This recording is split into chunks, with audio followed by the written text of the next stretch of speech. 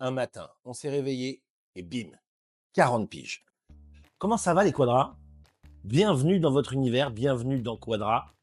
Ensemble, on va parler des joies et des galères de la quarantaine. Vous savez, cette période où vous vous rendez compte que ce qui prend plus de poids que vous, ce sont vos responsabilités. Alors installez-vous bien, merci à ceux qui s'abonnent, pensez à mettre la petite cloche et le petit pouce pour ne rien rater de Quadra, mais surtout laissez vos commentaires, vos histoires, vos anecdotes pour peut-être vous aussi venir au micro de Quadra. Quadra est diffusé sur les plateformes audio comme Spotify, Apple Podcast, Deezer, etc. mais aussi sur YouTube et sur les réseaux sociaux, Instagram et TikTok, quadra.podcast. Dans chaque épisode, je serai avec des personnalités inspirantes qui viendront nous raconter leur parcours, leur vision de la quarantaine, comment ils l'abordent, comment ils la vivent, comment ils l'ont vécu pour certains, mais aussi avec des experts qui viendront aussi nous parler de la quarantaine dans la société aujourd'hui. L'idée dans Quadra, c'est de traverser cette période de la quarantaine en vous apportant des tips, des témoignages, le tout dans le respect, la bienveillance, mais surtout la bonne humeur. Donc faites une pause dans le Quadra Univers, lâchez les biberons, lâchez les applis de rencontre et bienvenue dans Quadra.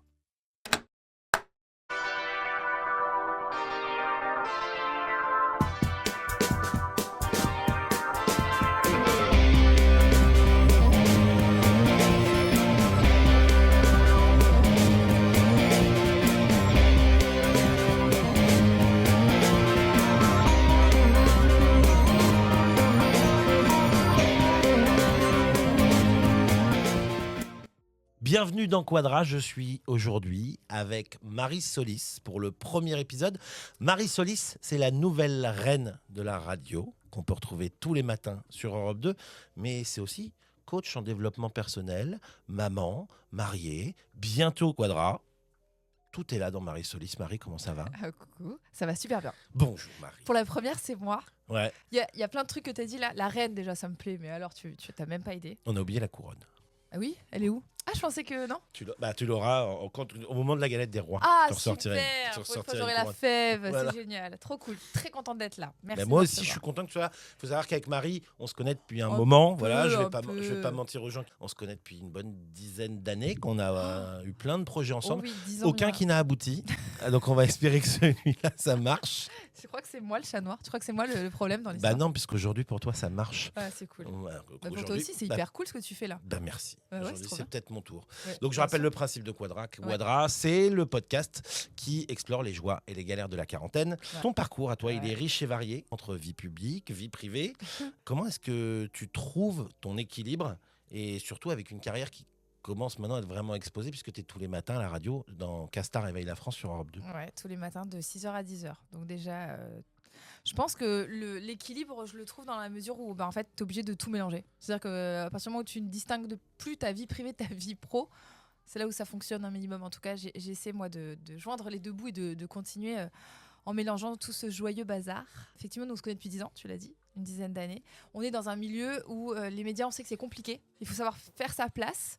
Pour une femme dans un milieu qui est quand même un milieu assez masculin, tous les matins, je suis dans une émission où je suis la seule femme entourée de 2 hommes. Donc il faut savoir prendre sa place, trouver sa place. Mais vu que moi je suis aussi coach, tu l'as dit, alors plus en communication qu'en développement personnel, mais aussi sur le développement personnel, Il puisque y a un peu des deux. je suis sur le mindset, la confiance en soi, et j'aide notamment les femmes à prendre leur place. Donc j'essaie de le faire moi aussi dans mon milieu, et j'arrive plutôt bien à gérer. Heureusement, je suis mariée, comme tu l'as dit, j'ai 2 petites filles, et mon mari gère beaucoup de choses. On va y venir. Donc mon équilibre de vie fait que j'arrive aussi à m'épanouir professionnellement.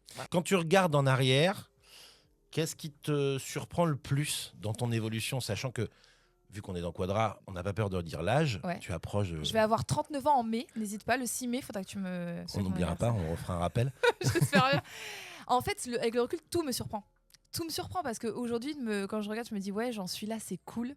Faire un métier que j'aime. C'est-à-dire que tous les matins, je me lève, c'est très dur à 4 heures pour aller faire le métier que j'aime le plus au monde. Et en fait, ce que je trouve le plus fou, c'est que justement, je ne m'étais pas imaginé ça. C'est-à-dire que moi, je vis ma vie. En gros, tu sais, je trace ma route. Je suis bien dans mes baskets, j'avance. Et en fait, quand tu t'ouvres aux opportunités, à un moment donné, les opportunités viennent à toi. En fait, je pense que quand tu es sur le bon chemin de vie, tout est assez simple. J'ai galéré pendant des années. Ce que j'allais dire, il faut le Non, trouver le chemin de vie parce qu'on en a eu des galères. Ouais, mais en fait, moi, je pars du principe qu'on a tous une mission dans la vie. Tu vois, tu peux croire à ce que tu veux dans la vie, mais moi, je crois qu'on a une mission, qu'on est là pour un truc, tu vois, sur cette terre. Je crois au karma, je crois à l'univers, etc. Et je me dis qu'en fait, si tu as trouvé ton chemin, tu danses dessus. Voilà. Et il y a des embûches, etc. Mais normalement, les trucs, les portes, elles commencent à s'ouvrir, quoi. Le podcast s'appelle Quadra. Ouais. Ça représente quoi ce mot pour toi aujourd'hui? Pour moi, je vais rentrer, moi, dans l'ère Quadra, parce que je suis à 39 bientôt. Ça me faisait peur. Tu vois, 40 ans, 40 piges. Tu sais, le truc où tu vas avoir 40 piges. 40 Moi, je me dis, piges. je vais avoir 40 piges. Je travaille avec des nanas qui en ont 20. Parfois, je me dis, waouh, le fossé, il est énorme. J'ai toujours eu peur de la quarantaine. Elle est arrivée plus vite que prévu. Et surtout, en fait, je me dis, je crois que c'est génial ce qui nous attend. Et pour une femme, tu sais, je reparle encore des femmes, je suis persuadée qu'une femme qui est dans la quarantaine, elle est entre 39 et 45, elle est même 50, on peut pousser, elle est dans les meilleures phases de sa vie. Parce qu'elle se connaît, elle sait ce qu'elle veut et surtout, elle sait ce qu'elle veut plus. Et du coup, je pense qu'elle avance avec peut-être moins de pression que celle de la trentaine. Moi, j'ai fait mes 2 enfants, je suis mariée. Tu sais, j'ai l'impression que j'ai coché des trucs et que maintenant, j'ai plus qu'à kiffer, quoi. Est-ce que tu te sens du coup différente de la Marie d'il y a 10 ans? Totalement différente et en même temps, je suis totalement la même. Mais non, mais c'est important de savoir comment tu la regardes, cette Marie d'il y a 10 ans. Bah, en fait, elle m'a tendrie. Tu sais, longtemps, la Marie d'il y a 10 ans, moi, j'ai une personnalité un peu atypique. Tu l'as dit, mon parcours il est atypique, mais ma perso, elle est atypique aussi. Je confirme. Non, mais tu vois, en fait, moi, j'ai fait des études de droit, je rentrais dans le rang, moi, j'étais la bonne élève, celle qui fait pas de vagues, la fille gentille, tu vois, la petite fille, j'allais dire la petite fille parfaite, tu vois, celle qui fait ce qu'on attend d'elle. Mais en même temps, j'ai toujours eu une perso un peu chelou, tu vois, et j'essayais vraiment de rentrer dans le rang et de pas faire de vagues.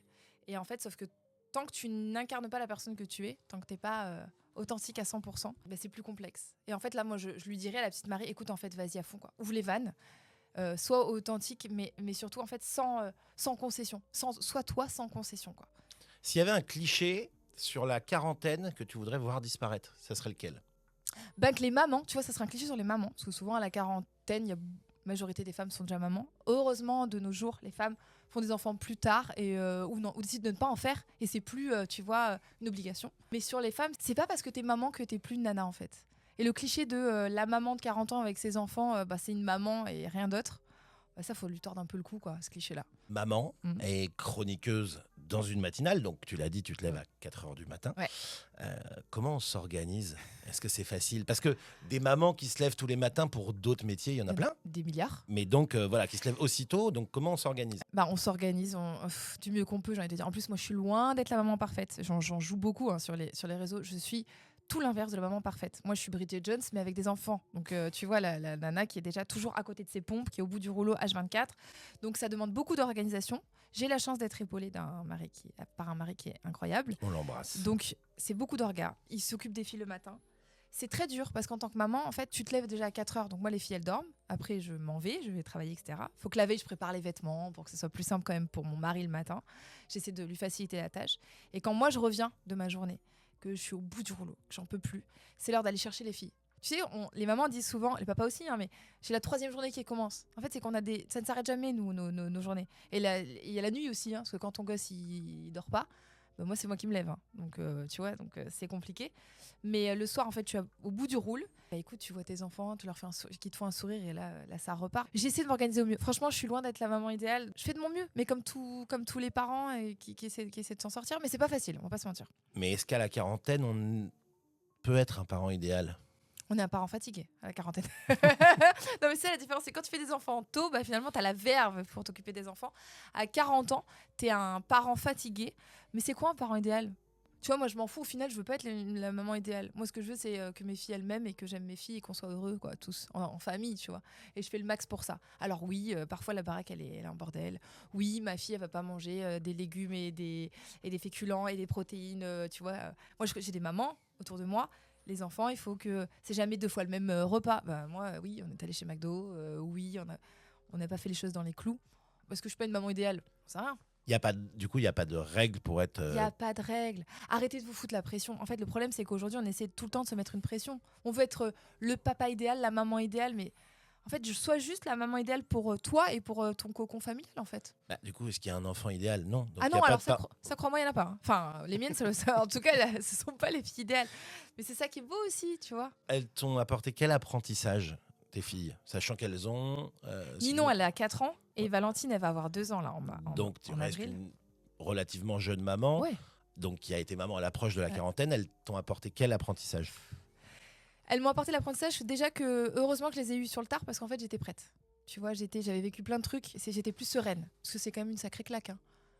que t'aies, mon avis, 20 ans, 30 ans, 40, 45, voire plus, c'est les enfants dans la vie, ça te met une tarte, tu n'as même pas idée. C'est la plus belle expérience de toute ma vie. C'est la plus belle aventure que je souhaite vraiment à tout le monde, tous ceux qui en ont envie en tout cas. Mais ça m'a appris l'humilité. Ça m'a appris que quand on n'a pas d'enfant, on fait des belles phrases d'éducation. Je l'ai fait. Hein. Bah attends, je comprends pas. Je le fais, moi. Mais on le fait tous. Mais sa gamine, elle chiale depuis tout à l'heure. Elle embête tout le wagon ou tu sais à la caisse du supermarché. Non mais sérieux, elle peut pas lui mettre une tarte à sa fille. Et puis tu sais vraiment des phrases comme ça et très dures, tu vois, et du jugement. J'avais beaucoup de jugement. Bah alors j'ai plus aucun jugement quand je vois une maman qui est en PLS parce que le gamin il est infernal. Moi aussi ça me gonfle de voir son gamin qui est infernal. Mais tu sais je la regarde et je me dis bon, ok. Donc moi ça m'a appris l'humilité. C'est que maintenant je me tais. Et ça m'a appris la résilience, ça m'a appris un petit peu de patience également. Non, ça te forge. Hein. Et concernant ton cher et tendre mari, Oui. que tu aimes tellement et Guillaume. qui est si présent, Oui, j'adore. vous êtes ensemble depuis 18 ans Ouais. maintenant, Ouais, aïe. mariés. Oui. C'est quoi le secret pour un couple qui dure à la Ouais. quarantaine? Si j'avais vraiment la recette magique, je te la donnerais là. Mais en fait, tu sais, moi, je pense que les gens se focalisent à vouloir le grand amour, à vouloir le coup de foudre. Tu sais, on cherche tous le coup de foudre, celui qui te fait vibrer, qui va te... Moi, je pense que le secret d'un couple qui dure à 40 ans, au bout de tant d'années, de chercher un partenaire de vie et d'avoir quelqu'un avec qui tu te marres H24. Moi, en fait, Guillaume, c'est mon tout. C'est-à-dire que c'est mon meilleur pote. Et surtout, on a le même humour, donc on rigole des mêmes choses. On aime les mêmes choses dans la vie, donc on est en phase. Donc ça, c'est beaucoup plus simple. Ce qui fait que un couple, on va pas se mentir, c'est de devoir faire tout le temps des concessions. C'est du travail, un couple. Si déjà à la base, tu as 90% de socle en commun, où c'est facile, tu que 10% de travail en fait. Alors qu'à l'inverse, si tu vois, tu cherches forcément peut-être la grande passion, les éclats, etc. Bah après, peut-être, parce que il faut les faire les 20 ans derrière, tu vois, à se chamailler, être en guerre et tout. Moi, je pense que c'est ça le secret. C'est d'avoir un socle commun, d'aimer les mêmes choses et surtout de rire, ou en tout cas d'être dans la complicité. Et aborder la quarantaine quand on est en couple? Bah, ça, c'est quand même dur parce que moi, mon mec, plus il vieillit, plus il est beau. Et C'est moi, pas faux. non mais tu vois, et à l'inverse, du coup, moi je me vois dans le miroir et je dis, plus je vieillis, moi je les vois passer les années. Donc ça, c'est dur. Passer le cap ensemble, c'est dur. Et puis t'as toujours la peur de la crise. On connaît la crise de la quarantaine. Dans un couple, ça fait flipper. Nous, dans notre couple, on a eu cette crise, on l'a eu avant. On l'a eu plutôt à la trentaine. Donc nous, on est serein. Mais j'avoue que passer ce cap, c'est pas évident. Le cap des 40 ans. Mais nous, j'espère qu'on va le passer. Il va avoir 40 ans là et moi, j'aurai 40 ans l'année prochaine. Voilà, j'espère que ça va bien se passer, quoi. Donc la crise de la quarantaine, vaut mieux la passer à deux, c'est ça que tu nous dis? Ouais, tu peux pas l'éviter. Ah non, je Tu te peux confirme, pas l'éviter. c'est pour ça que Quadra existe. Hein. Mais c'est ça, on la traverse tous. En fait, peu importe l'âge, mais en fait, cette fameuse crise de la quarantaine, peu importe à quel âge tu la traverses. En fait, c'est ce questionnement. C'est quoi la crise de la quarantaine? C'est de se dire, waouh, cette vie aujourd'hui, j'en veux plus. Et tu te poses des questions, tu sais plus trop ce qui t'arrive, ce qui t'anime dans la vie, t'as pas de but, etc. Donc on passe tous par là. Mais à deux, c'est peut-être plus facile d'arriver à la passer à deux, c'est bien. Ah, je note, pour moi c'est trop tard, mais voilà. Non, c'est jamais trop tard. J'en trouverai une pour la cinquantaine. C'est jamais trop tard. Tu fais des vidéos sur les réseaux où Ouais. tu te mets toi en scène, tu mets tes filles en scène. Il y en a, moi, qui me font beaucoup rire. Tu mets en avant tes galères de vie de maman. Oui. Tu te moques parfois un peu gentiment Beaucoup. de tes filles. Hein. On va Ouais. pas se mentir. Comment les gens le perçoivent? Est-ce que tu as des retours Ouais, j'ai des négatifs sur la façon dont tu... Je prends juste l'exemple de Ouais. cette vidéo avec la petite où elle s'était mis de la farine partout et tu as écrit Pablo Escobar est dans la maison. Quoi. Ah, c'est exactement ça. J'essaie de dédiaboliser justement le côté maman parfaite, la vie de famille avec les enfants, tu sais, toujours tout propre, qui font pas de vagues, etc. On voit beaucoup sur les réseaux sociaux. Moi, j'ai voulu montrer tout l'inverse, c'est-à-dire que la vie de maman, ça peut être aussi une vie de galère. Et en fait, autant en rire. Moi, c'est mon quotidien, c'est-à-dire que je ne mets rien en scène. C'est-à-dire que toutes les vidéos que je mets sur Internet, c'est des vidéos qui m'arrivent. Ma vie, c'est un feuilleton, c'est-à-dire que tous les jours, elles m'en font voir de toutes les couleurs. Ma fille, elle peut faire des crises pendant des heures dans la voiture. Bah, j'ai décidé de faire une vidéo où je me moque d'elle. Je chante en fait. Pendant qu'elle pleure, moi je suis là, je fais... Donc, et moi, ça m'a fait rire. Je sais que ça a fait rire beaucoup de gens de mon entourage. Par contre, je me suis pris des sauts de haine en disant c'est de la violence. Tu devrais avoir honte. Tu sais, mais des gens qui te mettent des commentaires hardcore, vraiment. Et où toi-même, tu te dis waouh, comment ça, c'est de la violence? Je voulais pas du tout faire ça. Moi, c'était du second degré, c'est un peu humoristique, etc. Et en fait, on réagit tous par notre prisme, en fait, par notre enfance, notre éducation et comment on voit les choses. Et les gens peuvent être très, très violents. Moi, je continue. Pourquoi? Parce qu'en fait, j'ai plein de gens qui me disent « Ah, mais c'est trop ça. Mais alors ça, là, t'es en train de vivre le terrible tout. » C'est-à-dire que l'enfant qui a 2 ans, qui fait plein de crises. Après, tu verras, t'auras le fucking fort et c'est pas fini. Et en fait, chaque maman dit « Ah, mais ça me rassure. » Moi, je trouve ça trop cool. Créer une communauté où en fait tu te dis bon bah on est toutes dans la même galère, donc vous inquiétez pas en fait. Donc ouais, je vais continuer. Ouais. Tu me racontais en off tout à l'heure l'histoire de la vidéo où c'est Guillaume qui habille les Ouais. petites et que tu as reçu justement beaucoup de commentaires de mecs Ah non qui mais n'acceptent pas que tu puisses considérer qu'un mec sait pas habiller son c'est enfant. ça. Les mecs pètent un câble. Alors il y a une espèce de solidarité masculine. Bravo messieurs déjà, je dis bravo.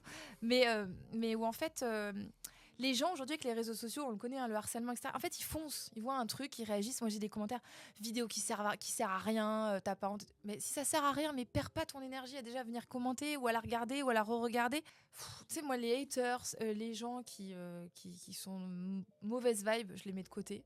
Je me suis posé la question, je me suis dit, est-ce qu'il faut que je retire la vidéo? Bah non, en fait, ça va, c'est cool, quoi. On est juste là à parler de mon mec qui a pas su mettre la bonne tenue à ma fille, quoi. Moi, j'ai des gens qui me disent, ah ouais, c'est grave, il y a des enfants qui meurent de faim et toi, tu nous embêtes avec tes gosses parce qu'ils sont mal habillés. Bah oui, forcément, si tu vois le truc comme ça, bien évidemment. Tu trouves que les gens, du coup, avec les réseaux, avec toutes ces vidéos, avec tout ce qu'on publie, est-ce que tu trouves que les gens ont beaucoup moins d'autodérision, beaucoup moins de recul Ah, mais ils ont zéro autodérision. Alors, heureusement, c'est une poignée de personnes, hein, mais les gens, c'est bon. Et je crois ils sont matrixés, les gens, en fait. Je pense qu'effectivement, on vit dans une société où c'est compliqué et on voit tous les jours, il y a des horreurs tout le temps. Et les gens n'arrivent plus à prendre du recul. Et je ne comprends pas comment on peut perdre autant d'énergie, moi. Vraiment, hein. Dès le matin, par exemple, moi je fais des lives aussi le matin en direct. Il y a beaucoup, beaucoup de bienveillance, donc franchement, il faut le dire. Quelques haters, tu te dis, mais à 6h du mat, le gars, il a que ça à faire que de venir déverser sa haine. Mais bon, je peux pas prendre la misère du monde sur mes épaules, en fait. Moi, je vis ma vie, je trace ma route, et puis tant que je fais pas de mal aux gens, pourquoi j'arrêterais d'être moi ou juste et simplement de rigoler, d'avoir du second degré? Si j'ai ne serait-ce que 5 personnes et que ça fait rire, tant mieux, on continue tous ensemble. On fait partie du même club. Vous serez 6. Ben voilà. Est-ce que la perception de toi dans le milieu professionnel a changé avec l'âge? Bah moi, la perception, alors je sais pas si ça va répondre à ta question, mais il y a 10 ans, quand je voulais absolument être dans les médias, j'avais soif de ça. C'est-à-dire que j'avais que ce but dans ma vie, c'est de me dire, je veux parler derrière un micro, je veux être devant une caméra, je veux m'exprimer, c'est là où je me sens bien. C'était une fin en soi. Et aujourd'hui, j'ai pris tellement de recul qu'en fait, c'est que justement, maintenant, en fait, je vis cool le truc. Et donc, du coup, je suis pas à essayer de me battre pour exister ou, tu vois, survivre. Et du coup, bah, ça change mon rapport aux gens. Donc, C'est-à-dire qu'on me voit plus comme quelqu'un aux abois, tu vois. donc en approchant la quarantaine, on prend plus de temps et plus de patience par rapport à qui on est, quoi. Et puis, on a plus confiance en qui on est. C'est-à-dire qu'à un moment donné, je commence maintenant. Ce qui avant était un gros mot, tu sais, de se dire, mais attends, mais pour qui elle se prend? Et je manquais terriblement de confiance en moi, attention, parce que derrière la grande gueule, les sourires, etc., quelqu'un qui parle fort et qui rigole fort, souvent cache quelque chose. Et moi, j'ai manqué terriblement de confiance en moi. Syndrome de l'imposteur à mort. Je l'ai encore un peu, hein, on se bat contre des démons qui sont encore là. Mais sauf que maintenant aussi, je suis capable de voir mes forces et de m'apprécier à ma juste valeur. Je passe mon temps, tu sais, je suis coach, on l'a dit, je suis coach en communication, je suis coach j'ai fondé un concept qui s'appelle l'optimisme magnétique. Je pars du principe que si dans la vie, tu es optimiste, positif, tu attires les choses à toi. Et le succès, donc, en fait partie aussi. Et je donne aux gens des clés pour pouvoir mettre en place ça. Donc j'essaie de me le mettre aussi. Et donc maintenant, je gagne confiance en moi et surtout, j'arrive à reconnaître mes valeurs. Et du coup, ça fonctionne bien mieux. Et arrivé à bientôt 40 ans, est-ce que tu te dis parfois que tu as perdu du temps ou pas? J'ai perdu de l'énergie à me battre face à des moulins parfois, tu vois. Je pense que voilà, faut pas perdre d'énergie sur des choses qui futiles. Les quadras, de manière générale, aujourd'hui, Ouais. t'estimes qu'ils sont compris ou sous-estimés? On les entend quand même, ils sont présents. Ils sont peut-être sous-estimés. Les quadras, c'est vrai que c'est un peu la tranche complexe parce que, notamment dans les médias, quand t'es au-dessus de 30 ans, t'es un peu périmé, on va pas se mentir. Et quand t'es une femme, je veux pas faire ma féminisme, mais vraiment, il y a des choses, quand t'es une femme, et on le sait, on dit une femme de plus de 50 ans, mais on va pas se mentir, hein, face à des nanas de télé-réalité ou des jeunes qui ont 20 ans, qui sont fraîches comme pas possible à 40, tu commences déjà à rentrer dans une phase un peu complexe. Donc ils sont peut-être un peu sous-cotés. Surtout que, comme je te le disais, hein, à 40 ans, tu sais où tu vas, donc au final, c'est peut-être ceux de 40 qu'il faudrait écouter. Ils sont sous-cotés, ouais, t'as raison. Eh ben, écoutez-nous. Du coup, à 40, tu as connu la vie avec, sans réseaux sociaux. Tu es face à une génération Z qui, elle, vit avec. Mm. Aujourd'hui, tu travailles pour un média qui est la radio, Oui. qui est devenu un média... cette génération le C'est plus un média connaît Jones, à peine. de Jones. Comment toi, tu trouves l'équilibre, justement, entre ce travail dans ce média qui n'est pas Jones, comme tu dis, Ouais. parce que comme on dit, Ouais, quand ça, on c'est dit Jones... que les vieux qui disent ça. Dès Voilà. que tu dis Jones, déjà, C'est c'est que que t'es t'es vieux. mort. Ouais. Et du coup, comment tu concilies les deux, quoi? Bah, c'est difficilement, parce que je vais pas te mentir, moi je prends mon téléphone, alors ok, je sais scroller sur les réseaux sociaux, mais j'y n'y comprends rien. Je suis sur TikTok, mais je te raconte pas, je fais des lives, je vois des trucs apparaître, je comprends rien, et j'ai la petite stagiaire de 20 ans qui me dit bah si, mais là en fait, tu vois, c'est ça, ça. Et moi je ne capte rien, j'ai l'impression, tu sais, tous les trucs que ma mère fait ou faisait et qui me rendent folle, bah, je suis comme ma mère en fait, je ne pige rien, et donc je me sens vraiment déconnectée. Et en même temps, mais j'ai pas envie de rater tu vois, le wagon, donc je m'accroche, tu vois, donc j'essaie de faire des trucs. T'es la meuf qui s'accroche Ah, mais au mais téléski, bah, là. c'est moi. C'est moi, tu vois, Josiane Balasco dans Les Bronzés, c'est moi, les gars. Je lâcherai pas. J'essaie d'être à la page. Je sais que je suis has-been, mais j'essaie de juste, en tout cas, de pas rater vraiment le coche. Mais oui, il y a un décalage. Mais je pense que maintenant, tu vois, là, ce qu'on est en train de faire, c'est ça l'avenir, en fait. C'est pas la radio, c'est pas la télé. Pourtant, je suis dans un média, voilà, la radio. Et j'adore ça, je m'éclate. Mais c'est ça l'avenir. C'est le digital, c'est les podcasts. Et regarde, on y est. Comme quoi, à 40 ans, on peut s'adapter. Oui, on n'est pas forcément has-been. C'est quoi les nouvelles habitudes, maintenant que t'es quadra, qui t'apportent du bien-être? J'aime la routine. C'est le truc que tu penses pas que un jour tu vas aimer la routine. J'adore la routine. Moi, j'adore me dire le soir je rentre, limite je m'habille, tu sais, en vêtements d'intérieur. Tu sais, c'est pas pour pas dire pyjama, t'as un vêtement d'intérieur, mais qui fait ça? Bah tu vois, limite c'est un kiff. Tu rentres, tu prends ta douche, t'es en vêtements d'intérieur. Donc mon mec ne me voit que en pyjama en fait, hein, si tu vas par là. Mais ouais, les trucs qui sont rassurants, la routine, mais qui peut être une routine cool, où limite tu regardes ton programme du samedi soir, tu vois, ta petite tisane avec ton plaid sur le canapé. Bah moi j'adore ça. C'est quoi la dernière leçon de vie que t'as apprise? Rien n'est acquis. Rien, jamais. Jamais. Chaque jour que je vis, j'essaie de le vivre à fond. Mais vraiment, tu vois, ça, on l'entend souvent, hein, il faut vivre ça, comme le jour comme si c'était son dernier. Mais moi, ça, je pense que c'est véridique, quoi. On n'a plus le temps. Arrêtez de courir après le temps. Arrêtez de courir après des chimères. Arrêtez de courir après vos rêves. Soyez dans l'action. Soyez dans l'action. Tout le temps, tout le temps, tout le temps. N'attendez pas. Il y a une anecdote qui résume cet état d'esprit aujourd'hui? Mais tout, parce que moi, en fait, je me lance jamais. Bah, tu vois, tu parlais des réseaux. Moi, je fais des vidéos aussi, donc pour aider les gens donc, à prendre la parole, à communiquer, etc. Et j'attendais toujours d'être prête. Tout le temps, tout le temps, tout le temps. Ça fait 10 ans que je dis, moi, je vais faire des vidéos, moi, je vais faire un podcast, moi, j'ai plein d'idées. Je bouillonne, j'ai plein d'idées. Je me lance jamais. Parce que c'est syndrome de l'imposteur, parce que pas le bon matos, pas d'argent, pas le temps. On connaît, on l'a tous fait. T'as un téléphone, filme, tu vois. Tu veux parler, parle. T'as un stylo, écrit. Tu peux le faire, soit dans l'action. Et du coup, j'en ai eu marre de passer à côté de tout ça. Donc là, maintenant, je suis dans l'action. Et donc, c'est peut-être justement la quarantaine qui est le bon moment pour Je passer à pense que l'action. c'est la quarantaine. Ouais, quel bon moment. Donc on y va, let's go, hein, c'est parti. Si tu devais la définir en une phrase, cette quarantaine, ça serait quoi? La quarantaine, bah, c'est le moment où tout est possible. C'est right now, quoi. C'est maintenant. Tu sais, je fais que dire attendez pas, mais je crois que c'est vraiment maintenant que tout se joue, en fait. Et comment tu l'imagines ta vie à 60? Comment je m'imagine à 60 ans? J'espère vraiment que je serai sereine. Tu vois, j'essaie vraiment d'être juste bien dans ma life, que j'aurais bien kiffé et que j'aurais aucun regret. Et que tes enfants t'auront ruiné? Ils me ruinent déjà. Hein. Ils me ruinent, je suis déjà ruinée. Je suis déjà sur les rotules alors à 60 piges. En plus, elles seront en plein, elles auront passé toute la phase de l'adolescence et tout. Ouais, je pense qu'à 60, je serai rincée. Je me vois sur une plage, tu vois, je me vois vivre sur une île avec des cocotiers. Ouais. C'est un peu cliché, hein. C'est totalement cliché, mais j'en ai rien à faire, c'est pas grave. Toi, tu te vois où, toi, à 60 ans? À Dunkerque. Ah ouais, voilà, ça c'est bien. Non, j'ai rien contre les gars de Non, mais c'est Dunkerquois. hyper cool. Mais voilà, mais si on commence pas à rêver, tu vois, de se dire c'est cliché, mais moi, ça me va. Tu crois que j'ai envie d'une vie de taré à 60 ans? Non, à 60 ans, allez, je pense que je serai encore hyper dynamique, mais j'ai juste envie de kiffer ma vie, quoi. Tu t'es offert le luxe d'aller où tu voulais aller aujourd'hui, si tu regardes? Pour s'offrir le luxe d'aller où on veut, faut quand même un peu d'argent, on va pas se mentir. J'essaie vraiment, nous, tu sais, avec mon mari, on n'est pas matérialiste. C'est-à-dire que on travaille comme des chiens, vraiment, depuis des années. Et notre luxe, c'est de partir. Donc, on essaie de voyager. Chaque année, on essaie vraiment de voyager. Et donc, ouais, ça, on s'offre le luxe de pouvoir vivre des expériences incroyables. Parce que pour moi, le matériel, ça sert à rien. Après, les gens qui aiment ça, tant mieux pour eux.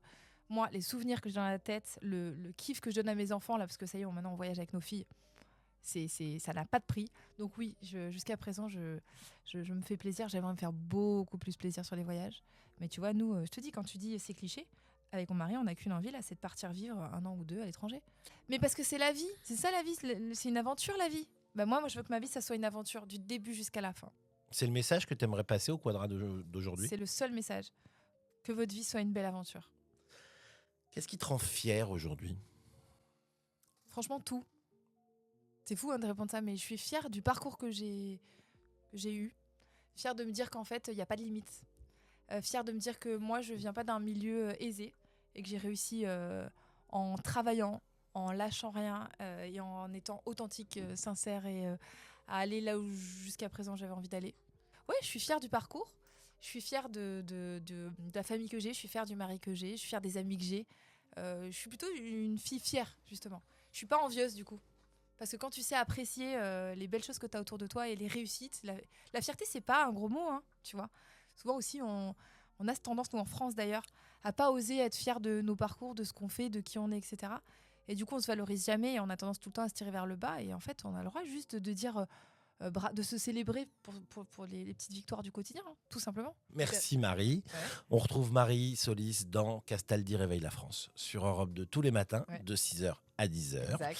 Et puis on peut te retrouver aussi pour tes coachings. Ouais. On peut te retrouver sur les réseaux, Marie Ouais. Solis. Enfin, de toute façon, c'est Marie toujours un Solis, plus. Blondasse Badass. Ah oui, il y a Ouais, aussi ce c'est comme projet ça. Blondasse Oui, parce que Badass. ça va être le nom de mon podcast, mais c'est aussi une philosophie de vie. Eh Blondasse ben, Badass. on a hâte de découvrir Blondasse Badass. Merci d'avoir suivi Quadra. On se retrouve très vite pour un nouvel épisode avec les Quadras d'aujourd'hui.